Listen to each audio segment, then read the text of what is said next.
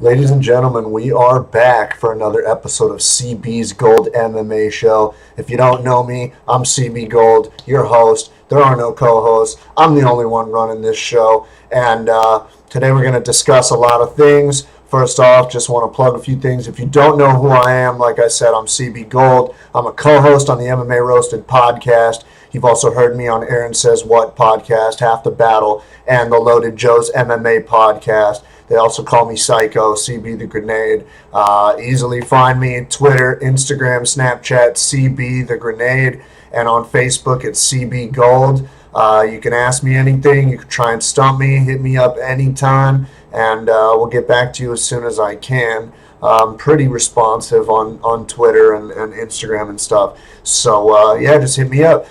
Hope everyone enjoyed their UFC 200 fight weekend. We had the fights Thursday, Friday, and Saturday. In my opinion, some of the best fights I've seen in a long time, if not ever. We know that Eddie Alvarez ran over Rafael Dos Anjos and took the lightweight championship from him. You had that amazing 5-round main event between Joanna Jędrzejczyk and Claudia Gadelha. That was a great fight. And then UFC 200 was pretty big deal. It was tough losing Jon Jones, and so it still delivered fairly well. DC's win over Anderson, a little boring in my opinion, but not bad at all. Definitely fun to watch. And Amanda Nunes, man, just fucking wow, just steamrolled Misha Tate. Couldn't believe it. Completely blown away. And even Brock Lesnar's return looked good in his return. Don't know if he'll be back, but we'll catch up to that in a second. So, I'm just going to run down some news. I've got it into a few different categories, and we're going to run through that, announce some new fights, some fight changes, and some other happenings in the MMA world right now. We, as you know, cover the UFC Bellator World Series of Fighting, Invicta Titan FC, and everything few and far in between. We've also just jumped on the Ryzen wagon, so we're going to cover that event, which if you don't know, Ryzen is kind of like the new Pride. They've had, I think, one or two events so far. They're going to be coming up with another one in a couple months. So, like I said, there's a lot to cover. So I'm going to go ahead and start at the top, try to get through this in a normal fashion, and we'll go from there. So the first thing on my agenda that I wanted to discuss with you guys is there's been a lot of anti-doping violations in the news. USADA's taken over as the drug tester. And it seems like they're doing decent catching guys, but it seems like, in my opinion, there's more pops now than there was before, and it seems to be a lot of big names. So we're going to run down the three biggest that have been happening recently. As we all know, Jon Jones did not make it to UFC 200. He was pulled a few days before the event due to a test failure for two substances. It wasn't revealed for a while what it was. It has been revealed now. It was two different estrogen blockers. If you don't know about an estrogen blocker, it's used to, number one, create more testosterone and make that ratio go higher up, as well as it is somewhat of a blocking agent for some steroids, which also kind of help with the testosterone and getting bigger muscle mass type stuff. So he got popped for those two things. He was tested on June 14th. The results came back from USADA a few days before UFC 200. So the UFC pulled him from the fight. He was crushed. He did that press conference where he was crying most of the time and very apologetic. Daniel Cormier was crushed. He was really upset. He said, I'll sign a paper. I'll fight Jon. I don't care. Unfortunately, the UFC can't pull that off. So they had to just pull Jon Jones. They had enough time to do so. They tested the B sample, and it looks like it came back for the same thing. They did a rush on the B sample and tested positive for both estrogen blockers as well. Not sure how long he'll be out. I've got to guess his hearing is coming soon. He has been suspended for now on a temporary until the hearing happens, and we'll see what happens with Jon Jones. I'd like to see him come back, but this could be another a big hit to his resume and his reputation as well, because a lot of people are counting him out. It's tough to be a fan of a guy that keeps screwing up like this left and right, and it's always different stuff, and it's just this outrageous stuff. And he was promoting so hard and talking about I'm clean and I'm this and I'm that, and then he gets popped. It's really tough to deal with, and I'm sure it's not easy for Jon and his camp and friends and stuff. But best wishes to Jon Jones. Hope he comes back. Hope he gets that shot at the title again, even if he has to go through a few people. I don't think his career's over. His legacy's tarnished a little bit because of all these marks on it, but he could come back and hopefully, pull out all the stops and get back to where he was. The other positive test from UFC 200 was Brock Lesnar. Brock tested positive. He was tested June 28th. So the results didn't show up until July 14th, which of course was 5 days after UFC 200. So he was still eligible to fight. The second test he took was the day of UFC 200. He failed that as well.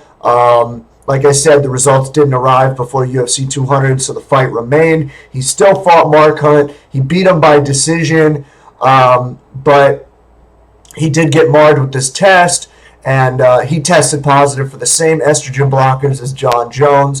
Originally, he said it was albuterol or Wellbutyrol that was in an inhaler he took for asthma, which was confirmed by a few other fighters that there are a little bit of a steroid depending on the dosage you take from the inhaler, but it was released that it was an estrogen blocker. So unfortunately, he's looking at some time if he ever can fight again. We don't know if he was going to take another fight or even apply. I think right now he's not allowed to apply temporarily until the hearing, and we'll see what happens with him. On the other side of things, his opponent, Mark Hunt, is furious. Mark Hunt has been going on a tirade on all social media, on interviews, doing everything, talking about, I want half of his purse, which the other day he changed it to, I want his entire purse, which I think was $2.5 million, Brock Lesnar's, or he wants his release from the UFC. So he is very, very upset right now. He's sick of the dirt in the sport and guys tested positive. And this whole thing is just,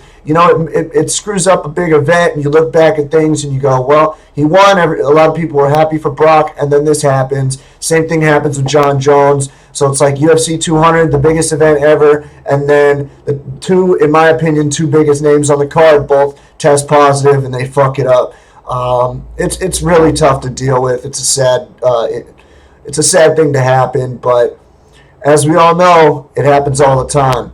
So there is one more anti-doping violation I want to cover. As we all know, Chad Mendes has tested positive prior in his last fight, I think it was, or out of competition, and it has just come out. It was a growth hormone peptide. So I think it's something that it kind of produces growth hormone without actually taking human growth hormone. Chad Mendes has appeared for his hearing in front of the Athletic Commission. They have suspended him for 2 years. As we know from his prior fights, Chad has had multiple title shots, never won the big one, was beat by Frankie Edgar, knocked out in December, and it's just been a tough road for him.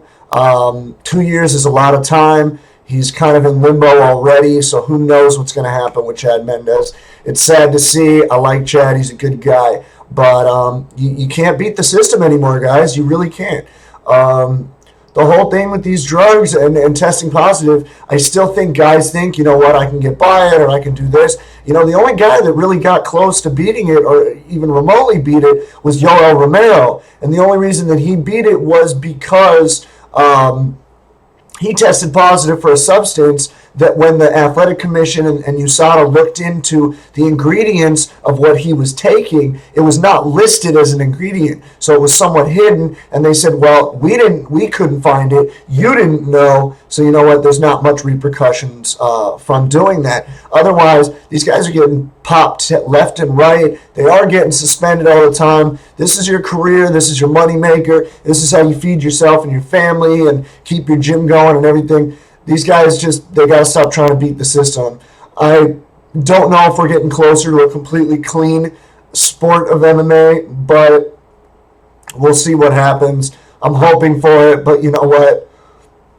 nothing's ever 100% guaranteed. So the next order of business is probably the biggest announcement I have. I'm sure everybody that's watching this or listening to this already knows it happened. The UFC has sold. The UFC sold to two companies, IMG and WME, not to be mistaken with WWE. Vince McMahon did not buy the organization. It was announced a few days after UFC 200, after they went back and forth about, we're not selling, this is crazy, this is bullshit, it's not happening. The UFC sold for $4 billion. Now, to look at things from a certain perspective, back in, I think it was 2000, the UFC was bought by the Fertittas, and Dana was announced president for, I think, $2 million. So bought it for $2 million 16 years ago, and in 16 years sold it for $4 billion. I mean, that definitely beats the stock market, that's for sure. So not much has been announced. We're waiting on more announcements of what's going to happen next, what's going to change, what's not. But the biggest thing is Dana White will remain president. He will run the show. And on a side note, he made $300 million from the sale of the UFC. So he made a nice chunk of change. The Fertittas made a nice chunk of change. And we'll see what happens. Like I said, it remains to be seen what effect the sale will have on the organization, as well as the fighters and the other officials, and if there will be, different people taking different jobs and the payouts to the fighters and whatnot. I hope for better fighter pay. If you listen to MMA Roasted, we talk about it all the time. Fighter pay is ridiculous. They need to raise it. Hopefully this new company has more money to throw at the fighters and credits them with doing much more for the money that they truly deserve to get, which should be much more than they're getting. So they do the same job and they get more money because they deserve it. That's the bottom line on that one. These fighters deserve more money. Coming into an organization making 10 and 10, it's ridiculous. You're still making less than like a teacher makes in a year, and if you only fight twice, you're making about what a teacher makes, at least from what I know in California. So it's a tough situation to be in. There's a lot of money going around. Let's spread it around. Let's give these fighters more money and hopefully raise the insurance policy too, because that whole injury thing in camp, going into a fight injured because they'll pay for it in a fight, that needs to change as well. So hopefully there's a lot of positive changes coming, but the UFC has sold. So let's slam down the mallet and announce the winner, the guys in the back with the sport coats on. Now we're going to get into event announcements. There's been a few different events across a few different organizations. As we all know, coming up, I think next week, Invicta is going to be next week. It looks like a great card. Going to have a lot of fun with that. I think it's in Kansas City. There's a lot of fun fights on there. So check out for that on Fight Pass. If you don't have Fight Pass, make sure to go and subscribe to Fight Pass. It's only $10 a month, and you get access to certain exclusive events, exclusive Fight Pass prelims, and the entire library of UFC fights, along with dozens of other organizations, as well as originals and new podcasts, all these different things. If you have Fight Pass, go check out the most recent Looking for a Fight from Los Angeles. My boy Adam Hunter does stand-up comedy, and he's in the episode. I'm in the episode, sitting in the crowd, listen to Dana White, Dean Thomas, and Matt Serra do stand-up comedy along with David Spade and Brian Callen, and like I said, my friend Adam Hunter, who's the host of MMA Roasted. So check that out. Looking for a Fight, Los Angeles. Great episode. Enjoy Fight Pass. It's really a lot of fun. So the first thing I want to cover is UFC 204 has been targeted, not officially set, but it looks like it's going to happen in Manchester, England, and it looks like Michael Bisping will defend his middleweight title for the first time against a guy that knocked him out 100 events ago. 100 events. UFC 100, July of 2009. 7 years ago, Dan Henderson knocked out Michael Bisping. Non-title match after they did the coaches for the Ultimate Fighter. Now they're fighting for the belt. Bisping's going to defend. I think Dan Henderson knocks him out again. Hendo has announced, if I win that fight, I am retiring and vacating the belt, which means he will retire as champion. He will be the first man to, or not the first man, but he will be one of very, very few guys to win a Pride and a UFC championship. And I think actually he will be the first man to win a Pride, a Strikeforce, and a UFC championship. So that would be huge for Dan Henderson. Nice thing to retire on. Would be great. Another event that was announced, it's been announced for September 17th, and it's the UFC's debut in Hidalgo, Texas. This looks like a really good card. They've announced a few fights already. The main event is a 5-round lightweight match between Dustin the Diamond Poirier, who is just coming off a fight at UFC 199. That was a great fight he was in. He's facing off against returning Black Zillion Michael Johnson, who we haven't seen in a little while. So this is a fun fight. I always say it. Everybody says it. Styles make fights. Dustin Poirier, great striker, great jiu-jitsu guy. Michael Johnson, power striker, and exceptional wrestling. So that's a good fight. A middleweight matchup has been announced. I'm not sure if it's the co-main event. It's facing Uriah Hall against Derek Brunson. Another great fight. Uriah Hall, heavy-handed, heavy-footed striker. We know him from The Ultimate Fighter when he did that spinning back kick to Adam Sella, knocked him out cold for a few minutes. And Derek Brunson he's a grinder. He's a good ground and pound, great wrestling, comes forward, very aggressive, fast starter. So it looks like that'll be a really good fight. Couple other matchups that have been announced. Gabriel Benitez, I think is his name, will face off against Sam Sicilia. So that's a fun little fight. Manny Gambarian and Alejandro Perez. That's another fun fight. And in my opinion, one of the best fights added to the card. Evan Dunham is returning after falling off the UFC 199 card due to injury. He will face off against heavy-handed striker Abel Trujillo. This is an exceptional matchup. Evan Dunham, great striker, good wrestler, great jiu-jitsu. Abel Trujillo, one of the heaviest-handed lightweights around. Great wrestler, not the best jiu-jitsu, but decent. Still working out of the Black Zillions with Neil Melanson, so it looks like it's going to be a fun fight. I'm very much looking forward to this event. September 17th, like I said, so that'll be a lot of fun. In terms of another event that has been announced, Ryzen has announced their next event. In fact, they've announced their next 3 events, but they've only added participants for the first one. They've announced that they're doing an open weight Grand Prix, and that will start on September 25th. The first 2 participants' names are 2 huge names in the sport of MMA, 2 legends, 2 guys that have been around forever. Everybody likes watching them. If you don't like watching these 2 guys, I don't know what kind of MMA you're into, but Vanderlei Silva will be was the first announced participant in the Openweight Grand Prix. I've been waiting for Vanderlei to get a fight for a long time.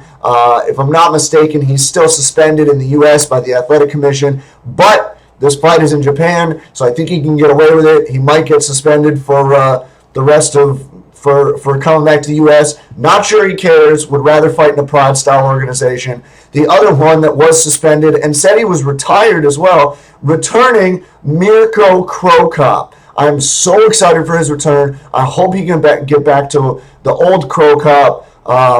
Right leg hospital, left leg cemetery. I hope he's throwing up crazy kicks, punches, everything. I'm looking forward to this event. I hope I can watch it. I hope there's somewhere I can stream it or watch it live. Really excited.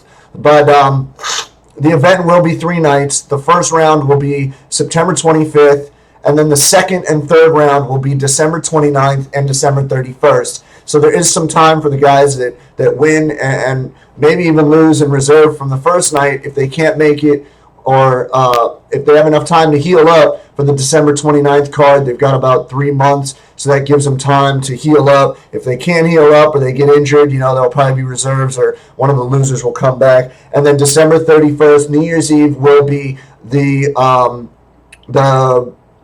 final round, I'm guessing, or the semifinals. Not entirely sure how many participants there will be, so that'll probably determine how many rounds there are. As for the September 25th card, there has been 4 other big names announced. Darren Cruikshank, who is a UFC veteran, you might remember him from The Ultimate Fighter, as well as a few fights in the UFC, fought Paul Felder, fought quite a few other guys.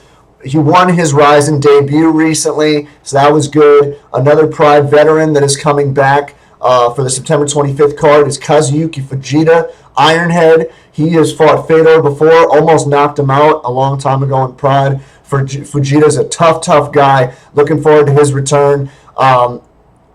The other man that they announced for the event is Kron Gracie. You might know Kron. He's a jiu-jitsu specialist. He's been in MMA. I think he's still undefeated.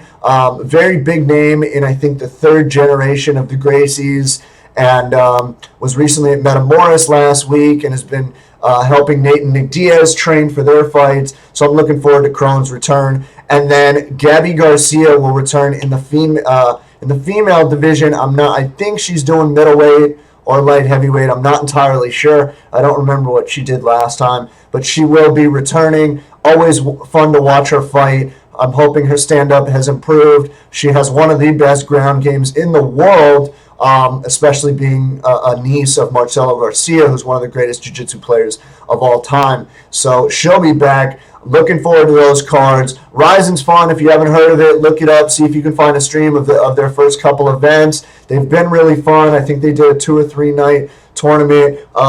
King Mo won the first one. So we'll see who else gets into this one. But you got till September 25th. Start studying up. So the last event that was announced the other day. Bellator has announced their 160th event. It is official for August 26th. In Anaheim, California, at the Honda Center, Southern California. The main event is Benson Henderson going to lightweight since he made his debut in Bellator at welterweight for the title against Koreshkov, but he got beat pretty decisively. And Patricio Pitbull is coming up from 145 to 155 to face off against Ben. Pitbull is eyeing the lightweight title after getting into a little bit of an altercation with Michael Chandler. After Chandler knocked out Patricio's brother Patricky recently, and they were jaw-jacking back and forth right after that victory. So Pitbull hopes if he can beat Benson Henderson, that just jumps the line for him, and he gets a lightweight title shot against Michael Chandler. We'll see what happens. I think it's a fun fight. I probably will end up getting tickets to this fight. If not, you'll see me around that week just hanging out. The only other announcement for that card so far is AJ McKee, who's a training partner of my boy Bubba Jenkins from the MMA Roasted podcast. I'm hoping Bubba gets on this card since AJ is one of his training partners. Hopefully they throw a fishing line into the same gym and pull Bubba so I can see Bubba fight live. That'd be really awesome. But these are the 3 names announced for the card already. 1 fight, 1 name without an opponent. So we'll see what else happens. I'm looking forward to it either way. I'll probably end up there. And the last event that I didn't cover that got rescheduled was the Bare Knuckle Boxing Championship. It was supposed to happen, I think, back in June. It didn't happen. There were some issues they had. So Bobby Gunn and Shannon Rich are coming back to main event for the Bare Knuckle Boxing Championship, and it has been rescheduled for August 20th. The only issue I have with the date of this is McGregor-Diaz 2, UFC 202 is that same night. So for them to get pay-per-view buys against a McGregor card, I think it's going to be a very tough night for them ratings-wise. I don't know why they did it that day. A lot of people I don't think have heard of bare knuckle boxing, and I don't know if they would switch over from McGregor-Diaz to go watch this bare knuckle boxing. I'm going to try and watch both, one on the computer, one on the TV. We'll see, but we'll go from there when we get there. But this bare knuckle boxing thing seems like a cool idea, somewhat promising, but we got to see what other names are on the card. And if they keep that day, we'll see the ratings. I don't know if they're going to be that good. So there's a few pieces of miscellaneous MMA news that I wanted to cover with you. I found out yesterday that Bellator has made 7 cuts from their roster. A few names I haven't either heard of or I can't really remember seeing them. Starting from the bottom with some of the lesser names, Thiago Gonçalves Jumbo has been released. Not too familiar with him, so I don't have much to comment. Isao Kobayashi has been announced as a cut. once again, not too familiar with him. The other name that I'm not super familiar with, don't know a lot about, is Mikel Parlo, also released. So those are three that I really don't know a lot of, but they have been released. Houston Alexander was released. If you remember Houston from the UFC, he knocked out Keith Jardine. He got knocked out by I think Thiago Silva and James Irvin. Real tough dude. He was in Bellator a little while. He also fought Kimbo in the UFC at the Ultimate Fighter finale when Kimbo was on the show. I think that was the 10th season, so it was quite a few years ago. Rafael Butler has been released. Rafael had a few fights in Bellator. You may remember him from submitting a guy with a standing guillotine and pulling so hard that the guy's legs came off the ground and he was essentially levitating. The other names that have been released are Dave Jansen, who's lost his last two. He lost a title fight against Will Brooks a while back and then lost to Marcin Held, who also fought Will Brooks recently and lost that fight. And Mike Richmond, who was an up-and-coming promising fighter and then tested positive and was suspended after a violation. And I think he got a year or two, and then I guess they just aren't really interested in having him back, so they cut him too. So those are the 7 cuts that they made. Bellator doesn't seem to make a ton of cuts, but when they do, it seems like, it's somewhat deserving. So the other 2 pieces I wanted to cover before getting into fight announcements, and I still will be doing a Q&A today. I have 2 questions from fans. Gegard Mousasi, after his win over Thiago Santos at UFC 200, is calling for a fight with Anderson Silva or Vitor Belfort, actually at the MSG card, UFC 205, Madison Square Garden, New York City, their first New York City card. So we'll see if he gets it. I think Anderson or Vitor is kind of a big step up from Thiago Santos, and he was supposed to face Derek Brunson before Brunson dropped out. So I think that those are big names to call on, but we'll see what the UFC thinks about it. Haven't heard much for the 205 card. Well, I'm sure we'll hear about it in the next few weeks, whatever's going on there. So, yeah, and then the last piece of miscellaneous, the UFC has stated and made it official. If she wants to do this, Ronda Rousey will get first dibs at Amanda Nunes. So, Ronda Rousey, if she says, I'm coming back, I want my title fight, she gets carte blanche, first dibs at Amanda Nunes to try and get her title back. I think that's a great fight. It's just, I hope Ronda changed her training style because Amanda's a tough chick, pretty scary. So we'll see what happens with that. So I'm going to take you guys into some fight announcements, some injuries, and some updates. There's a little bit to go over. I organized it into cards instead of just kind of rattling off information randomly and having your head spin. So the first one I want to talk about is UFC 201 because it's right around the corner. As you know, we've got the Holly Holm Valentina Shevchenko fight this weekend, this Saturday on Fox Sports. Going to be a good one. But the week after is UFC 201, which is headlined by Robbie Lawler and Tyron Woodley. That's for the welterweight championship. Great card, but let's look at a few things. As you know, Demetrius was removed from the card after sustaining an injury. Originally, they were going to move the Wilson Hayes DJ fight to a later card. They have kept Wilson Hayes on the card. He is not the co-main event, but he is facing off against a newcomer, Hector Sandoval. So that should be an interesting fight. I don't know why he took a newcomer. There's not a lot of upside to it, but you know what? At the same time, there can be, because if he wins and he's guaranteed DJ upon return, there you go. But if he loses, it's a tough position. You just lost your title shot to somebody that UFC people don't know.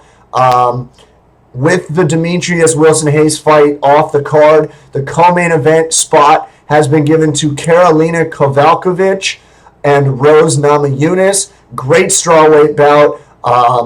I feel like if Namajunas wins, she should get the next shot at Joanna Jędrzejczyk for the championship. I'd love to see that fight. We'll see what happens. I'm always going for Thug Rose, so you know where my head stands. And by the way, I will not be doing predictions for this weekend's Holly Holm fight, but sometime next week I will do predictions for UFC 201, so look out for that show as well. The last order of business on UFC 201, if you weren't aware, CR Bahadurzada is sick. He is too sick to fight, so he is out of the Jorge Masvidal fight, but he was quickly replaced. Moving up from lightweight to welterweight to take CR's place is Ross Pearson, who is making a quick return. So he's moving up to 170 to take on Jorge Masvidal. That fight has fireworks written all over it. Stand-up war.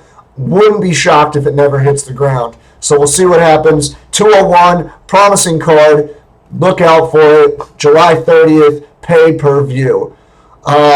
The next pay-per-view I wanted to discuss, there's just a couple quick things. UFC 202, which is the McGregor-Diaz card, as we discussed. August 20th, T-Mobile Arena, Las Vegas. Dong Hyun Kim is out of his fight against Neil Magny. And they found a quick replacement to face off against Magny, returning very quickly after a win against previously named Jorge Masvidal at UFC Fight Night, Almeida versus Garbrandt. Lorenz Larkin is stepping in against Magny. I think this is a great fight for both of them. Magny's on a tear. He's doing very well. He's been tough for every guy that goes out with him. But Lorenz Larkin's a gamer. He'll go wherever the fight goes. Tough on his feet, good ground, good wrestling. He's out of a Southern California camp. I like Lorenz. He's a friend of a friend. Really nice guy. I'm going with Lorenz Larkin. I think he can pull it off, which, if you look at who Neil Magny's beat recently, this is a big feather in Lorenz's cap if he can pull it off. Otherwise, Neil Magny takes another step up. The biggest change to UFC 202, if you were not aware, and this is somewhat unfortunate, but it's not canceled, it's moved. The co-main event was going to be Carlos Condit against Demian Maia, which I was guessing was going to be a number one contender eliminator. It was removed from UFC 202 and added to the main event of UFC Vancouver, which is a fight night coming up. So that's changed to a 5-round fight. Carlos Condit, Demian Maia, they're going to fight each other. I got to guess it's a title eliminator. So we'll see what happens. Again, stylistically, insane fight. On the feet, Condit, I think, murders Demian Maia. If Demian Maia can get the takedown or against the cage and start getting a trip or whatnot, if he gets Condit to the ground, it's going to be a long night for Condit. But it is 5 rounds, so it's going to be interesting to see where the gas tank takes place. So it's going to be fun, but unfortunately it was removed from UFC 202. So, and then UFC 203 has 2 new fights announced. The California kid, Uriah Faber, is going to Cleveland for this fight. That's where 203 is. And he will be facing off against Jimmy Rivera. Kind of a big drop ranking-wise. A strange fight for Uriah, but he's kind of in a tough place himself. Hasn't had the best luck lately. But he just lost a decision to Dominick Cruz. So to face off a guy that's ranked so far below him, I'm a little dumbfounded by the matchup. I was thinking maybe TJ and Uriah, but then again, they like matching up winners with winners, losers with losers. Who knows? The bantamweight division's filled with a lot of great guys, so it'll be fun to see where everybody ends up. So the other fight announced, dropping back down to 115, Joanne Calderwood, after coming off of that knockout over Valerie Letourneau at actually their first women's flyweight fight in the UFC. She'll be dropping back down to 115, facing off against a girl that just steamrolled Jessica Penne at UFC 199, Jessica Andrade. She is returning to her 115 division after her demolition of Jessica Penne. This is a great fight. JoJo is bigger than Jessica, but Jessica has power forever. Tough chick. So Joanne's going to have to keep her range. Jessica's going to try and get inside and land heavy, heavy bombs. So we'll see what happens. Great strikers matchup. Not sure if it'll ever hit the ground. A big-time rematch has been set for UFC Vancouver. Like I said, the main event of that card is Condit versus Maia. I think Pettis and Charles Oliveira are on that card. few other good fights. But after both winning at UFC 200, the rematch is set. Joe Lozon faces off against Jim Miller. If you remember their first fight, it was a war. It was a bloodbath on both ends. Absolutely amazing fight. Cannot wait for the rematch. Lozon's coming off of that demolition of Diego Sanchez. First guy to really knock Diego out bad. And Jim Miller just beat Takanori Gomi with ground and pound TKO at UFC 200. So this is a great fight. Can't wait for it. UFC Vancouver. Tickets actually, I think, went on sale or are going on sale. If you're watching this today, what's today? Wednesday. Yeah, if you're watching this today, Fight Club pre-sale went on today. And then I think tickets go on sale Friday to the general public. If you're in Vancouver, hell of a card. You got to go. The last fight announcement I want to go over is UFC Hamburg has a new fight. It's a women's 115 bout. Returning fan favorite, the karate hottie, Michelle Waterson, is finally coming back, has had a tough run with injuries and pullouts and whatnot. She'll be facing off against tough strawweights vet and alum Aisling Daly, who we know is out of that Straight Blast gym where Conor McGregor comes from and a bunch of the other guys. So that's a fun fight. Real good matchup. Looking forward to it. Looking forward to Michelle Waterson's return. It's going to be a really good time. That Hamburg card looks like it's going to be a lot of fun. So check it out. It's coming somewhat soon, I think. So we'll see. So that's all the announcements I have in terms of the MMA world with everything that I needed to update you guys on. I have two questions for the Q&A. Let me see if I have them, the actual questions. I do not, but I have the notes about them because now I'm taking notes so I don't have to fluster on my words. M. Miller, at mmiller1642 on Twitter, asked me, where is Mirsad Bektic? Hasn't been seen in a while. Was wondering about a guy like him and Tomas Almeida. Thought that they would become title holders this year, 2016. But Bektic hasn't been seen for a while, and Tomas just lost to Cody Garbrandt in a devastating knockout. So where do I think they go from here? Well, first off, to update you on Mirsad Bektic, he pulled out of December's tough finale due to injury, and then hasn't really surfaced since then.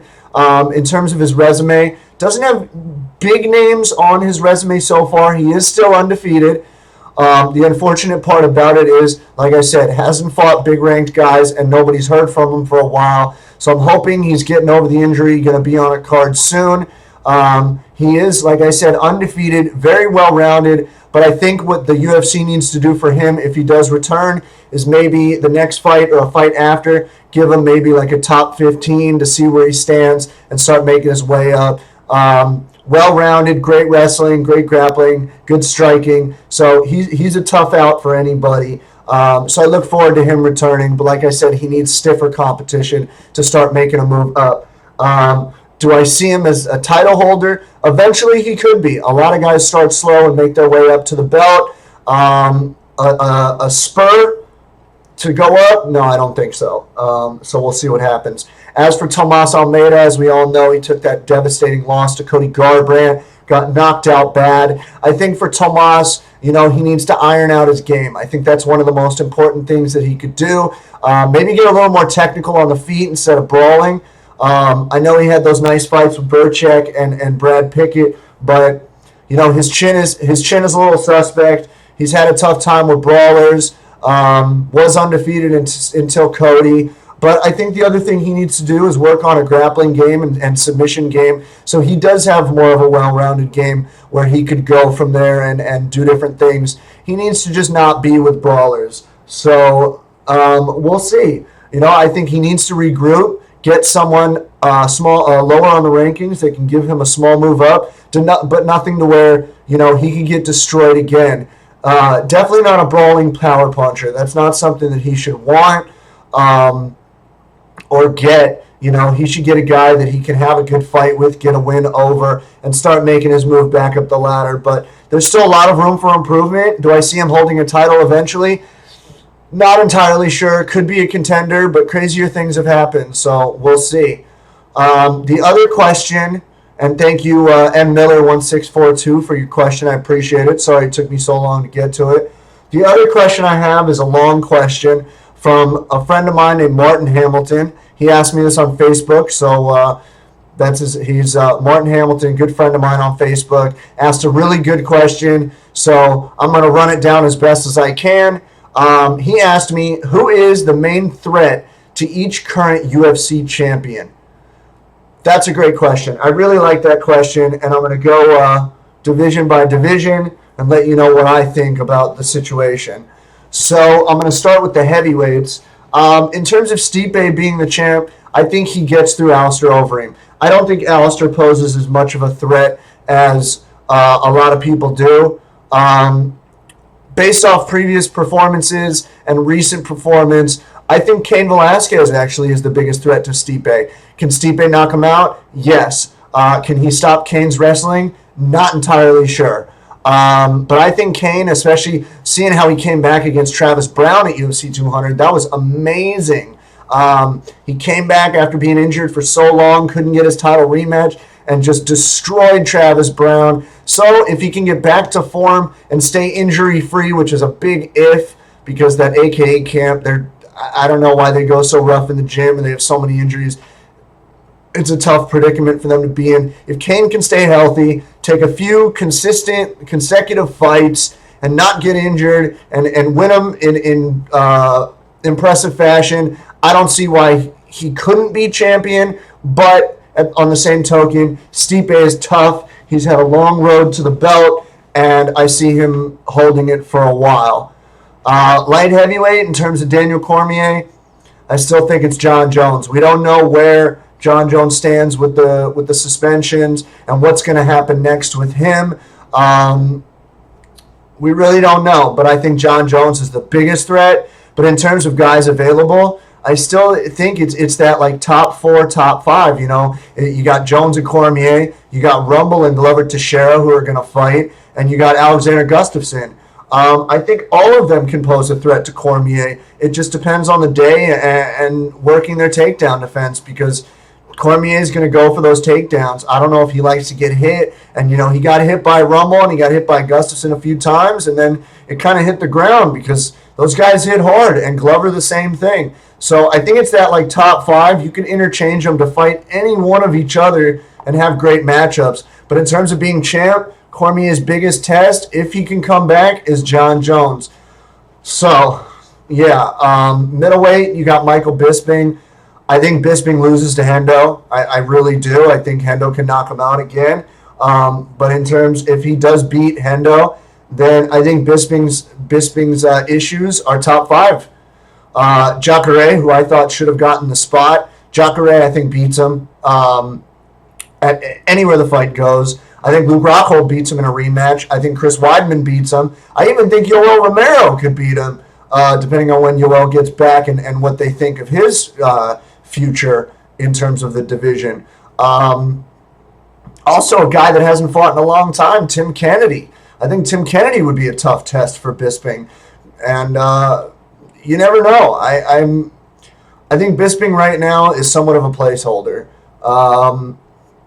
He won in fantastic fashion against Luke Rockhold, but I think, a lot of those nights, these guys just beat them. They have more for them, and you never know what happens in a fight. Anything can happen, but I just think those guys, I think, once again, like the top 5, I think they can take Bisping's title. So we'll see what happens with Hendo. I pray to God Jacare gets the next shot, because this shit is getting ridiculous, but we'll see what happens.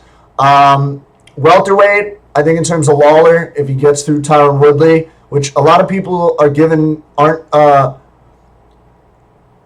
Tyron enough credit, which I am one of them. I don't know if Tyron can beat Robbie Lawler. I think Robbie can knock him out. We'll see, though. I think his biggest test would be Stephen Wonderboy Thompson. If he gets through Tyron Woodley, I think Lawler and Wonderboy would have a great fight. Wonderboy stays at range, throws crazy kicks, throws nice punches, and Robbie has to get inside to connect. So we'd have to see. The other possibility, I think, is Demian Maia. I think if Demian gets a takedown on Robbie Lawler, I think he can submit him at any point in that fight. You know, Lawler's been susceptible to submissions his entire career, has had a tough time losing to submissions. You know, he lost to, I think it was Jake Shields for the Elite XC Championship a while back. That was a really long time ago. But I think Demian Maia has what it takes. If he can get the takedown on Robbie, I think he can take it. So that's an interesting matchup that I like. But either Wonderboy or Maia, I like both those matchups. But Maia's got to get through Condit, and who knows what's next for Wonderboy. I'm hoping it's the winner of Lawler-Woodley, especially since it's next week. So we'll see. Lightweight, Eddie Alvarez as the champ.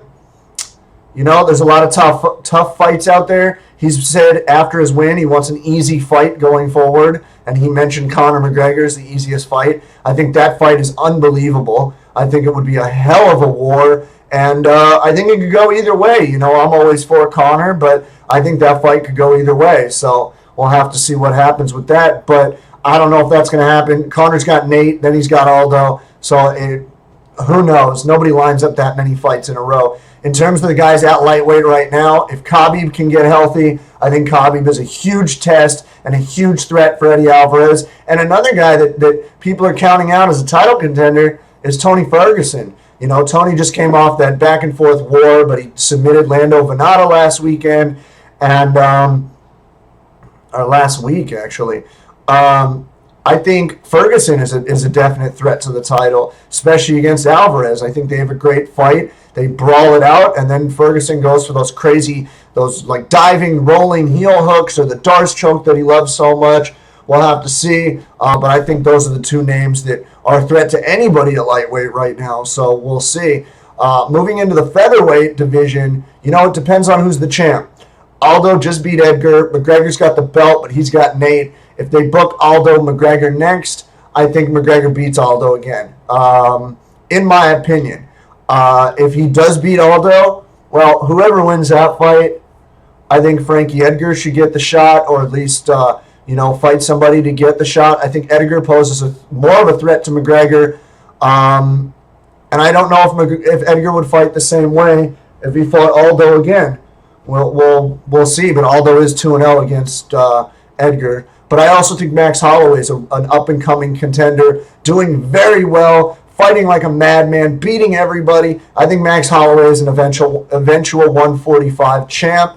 I'd like to see Holloway-Edgar to test Holloway, maybe give him that title eliminator fight. But I think Max Holloway eventually will be champion.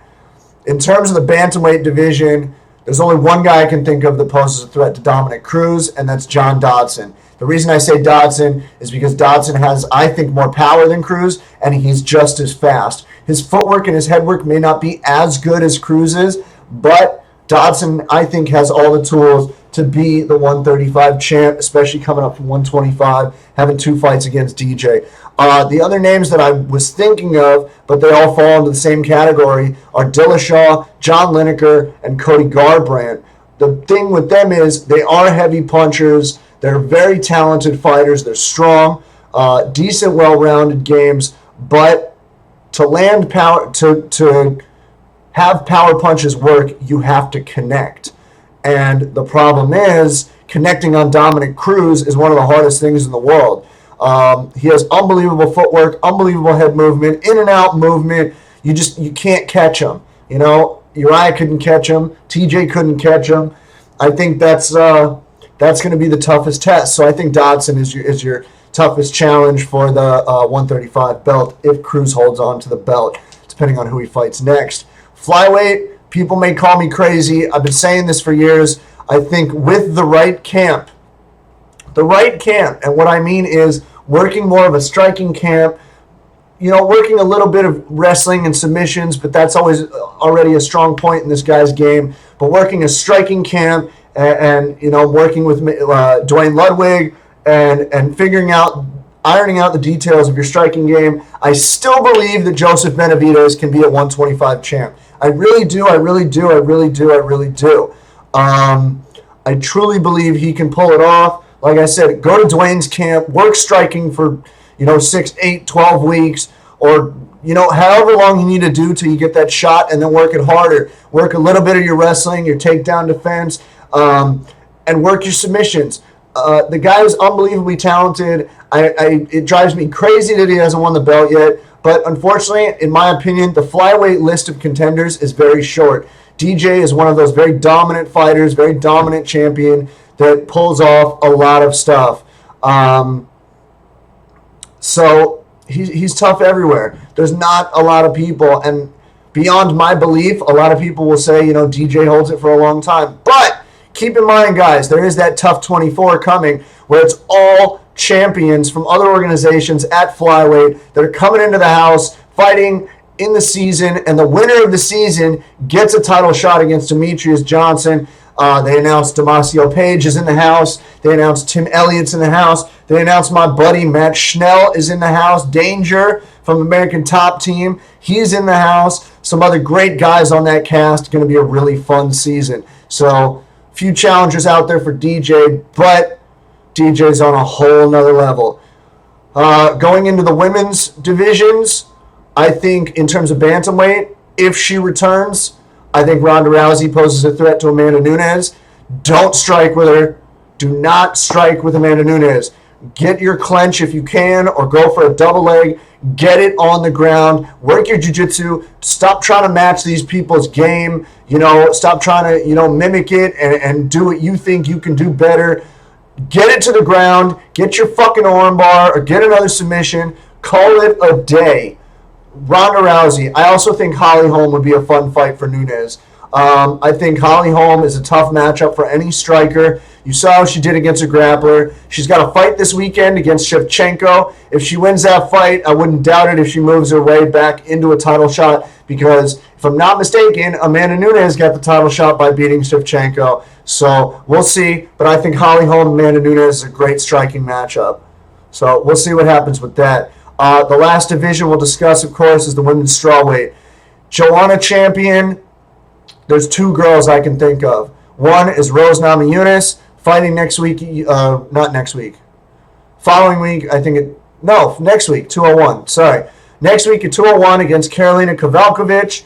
If she can beat Karolina, I think she should get the shot at Joanna. I think Rose has a great style, keeps it at range, throws a lot of crazy kicks, punches, and she's got incredible ground. If she can get a takedown, I do not see why she cannot get a submission against Joanna. Not sure how Joanna's submission game is. I'm sure it's good, but Rose is on another level with her jiu-jitsu, and her striking is just as crazy as Joanna's, if not crazier, because she throws wheel kicks and crazy strikes, and she'll even go for, flying arm bars and flying triangles and whatever. The other girl that I think would be a hell of a matchup for Joanna, it would be a really fun fight, would be Jessica Andrade, who recently dropped to 115. She may have a little bit more work to do to get up to the title shot if she can, but I think the two of them slugging it out with each other would be an absolute war, and I think either one of them can pull it off. So, those are my picks. I thank you, Martin, for the question. It was a fun question, and I had a lot of fun with this episode. I hope you guys have been enjoying my shows, whether watching the video or listening to the podcast on SoundCloud or iTunes. Like I said, you can find me on all social media, Facebook, CB Gold, Twitter, Instagram, Snapchat, CB The Grenade. I'm on the MMA Roasted podcast. I co-host that with Adam Hunter. And so listen out for those. We have a lot of fun with those. Also been featured on other podcasts. And if you want to hit me up on Twitter or wherever, just hit me up. I answer pretty much everything I'm sent one way or another, or try my best to. And just have fun, guys. Enjoy the fights this weekend. Holm Shevchenko, Gilbert Melendez is returning against Edson Barbosa. A couple few other great fights on that card. So enjoy the fights. I will see you guys probably in a few days or next week to cover the 201 predictions. Once again, I appreciate all my viewers. I appreciate anybody who comments or lets me know they like the show, don't like the show, what they would like to see changed. I'm always up for constructive criticism or compliments or whatever. I appreciate all you guys. Thank you so much. Thank you for enjoying CB's Gold MMA show, and we'll be back soon. Peace.